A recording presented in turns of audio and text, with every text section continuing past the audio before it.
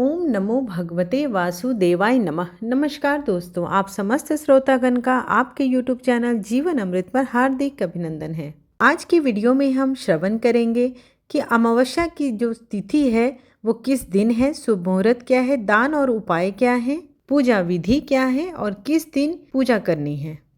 तो चलिए बिना देर किए आज की वीडियो का आरंभ करती हूँ। हिंदू धर्म में अमावस्या तिथि का विशेष महत्व बताया जाता है। इस दिन पितरों की कृपा को प्राप्त करने के लिए बेहद ही शुभ दिन माना जाता है। अगर आप अपने पितरों को प्रसन्न करना चाहते हैं तो अमावस्या पर पितरों और भगवान विष्णु के लिए पूजा अर्चना अवश्य करें। ऐसा करने से भगवान की असीम अनुकंपा भी प्राप्त होती है और पितरों का आशीर्वाद भी प्राप्त होता है, जिससे आपके जीवन में सुख समृद्धि में वृद्धि होती है। इस बार पौष माह की अमावस्या वर्ष के सबसे अंत में पड़ रही है और उस दिन सोमवार भी पड़ रहा है, इसलिए इसकी जो महत्ता है वो दुगना हो जाती है। इसी वजह से इसे सोमवती अमावस्या के नाम से भी जाना जाएगा और श्री हरि के संग महादेव की उपासना करने का इस दिन विधान है।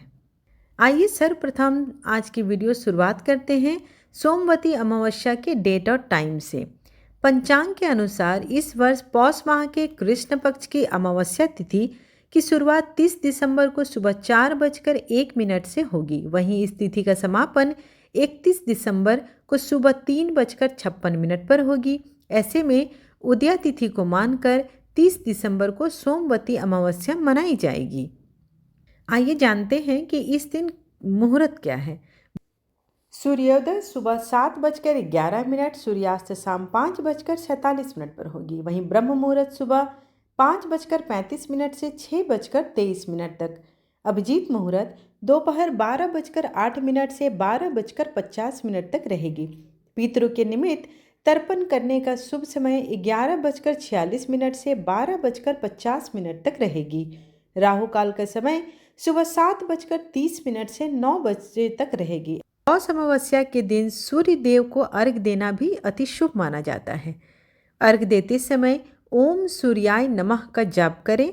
जल देने के लिए तांबे के लोटे का प्रयोग करें। इससे सूर्य देव प्रसन्न होते हैं और आपके जीवन में सफलता ही सफलता होती है। विवाहित स्त्रियों द्वारा इस दिन अपने पतियों की दीर्घायु कामना के लिए भी सोमवती व्रत का विधान है। इस दिन मौन व्रत रहने से सहस्त्र गोदान। इस दिन विवाहित स्त्रियों द्वारा पीपल के वृक्ष की दूध, जल, पुष्प, अक्षत, चंदन इत्यादि से पूजा और वृक्ष के चारों ओर 108 बार धागा लपेटकर परिक्रमा करने का भी विधान है। और कुछ अन्य परंपराओं में भवरी देने का भी विधान है और कुछ इस दिन पवित्र नदियों में स्नान का भी विशेष महत्व समझते हैं।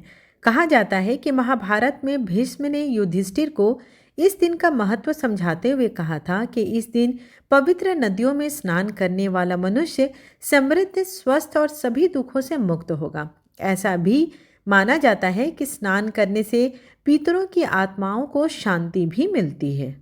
सोमवती अमावस्या के दिन सुबह प्रातःकाल उठकर स्नान करें और साफ वस्त्र पहनें। इस दिन यदि संभव हो तो गंगा स्नान करें, क्योंकि गंगा स्नान करने का इस दिन विशेष महत्व है। अगर आपके घर के पास गंगा नदी नहीं है तो आप नहाने के पानी में गंगा जल डालकर स्नान करें।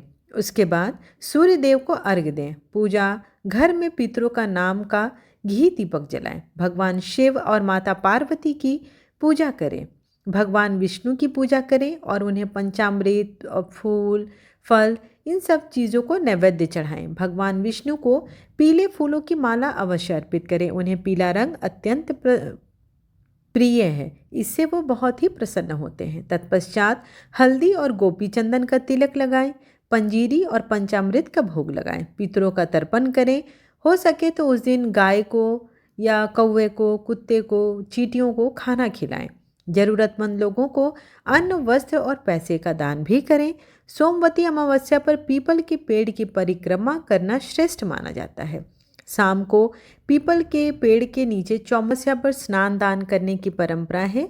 वैसे ही इस दिन गंगा स्नान का विशिष्ट महत्व बनाया गया है, परंतु जो लोग गंगा स्नान नहीं कर पाते हैं वे किसी भी नदी या सरोवर, तट आदि में स्नान कर सकते हैं तथा शिव, पार्वती और तुलसी जी का पूजन कर सोमवती अमावस्या का लाभ उठा सकते हैं। ऐसा माना गया है कि पीपल के मूल में भगवान विष्णु, तने में शिव जी तथा अग्रभाग में ब्रह्मा जी का निवास होता है। अतः इस दिन पीपल के पूजन से सौभाग्य की वृद्धि होती है। सोमवती अमावस्या के दिन पीपल की परिक्रमा करने का विधान है।